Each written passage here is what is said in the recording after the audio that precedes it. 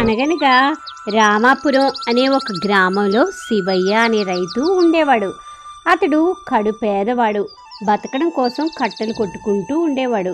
శివయ్యకు పెళ్ళై 10 ఏళ్ళైంది, కానీ పిల్లలు లేరు. దాంతోపాటు వాళ్ళ అమ్మకు కూడా కళ్ళు సరిగ్గా కనపడవు. ఒకరోజు అడవిలో కట్టెలు కొట్టుకుందామని పోతూ ఉంటే ఒక చెట్టు దగదగా మెరిసిపోతూ కనపడింది. పోయి దాన్ని నరకబోయాడు. అంతలో వనదేవత అక్కడికి వచ్చి, ఓ శివయ్య, నన్ను నరకద్దు, కావాలంటే ఏదైనా ఒక వరం కోరుకో అంది. శివయ్య కాసేపు ఆలోచించాడు. కళ్ళు లేని అమ్మ గుర్తుకొచ్చింది.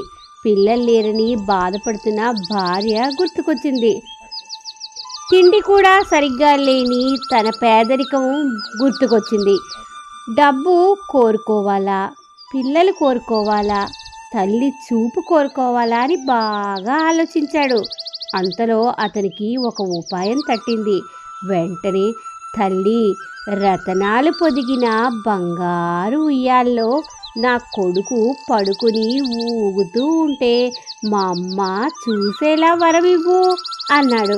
దేవత చిరునవ్వుతో అలాగే అన్నది. అంతే, శివయ్య కోరికలన్నీ ఒక్క వరంతో తీరిపోయాయి. అప్పటి నుంచి శివయ్య తన జీవితాన్ని ఎంతో ఆనందంగా గడుపుతూ ఉన్నాడు.